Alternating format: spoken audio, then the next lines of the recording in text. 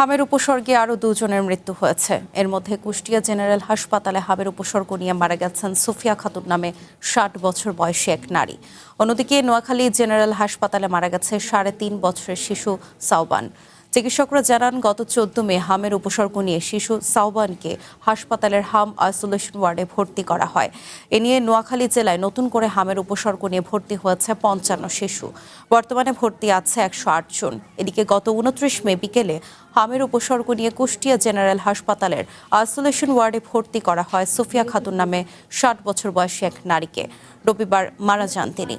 এ নিয়ে কুষ্টিয়া জেলায় হামের উপসর্গ নিয়ে ১৩ জনের মৃত্যু হলো।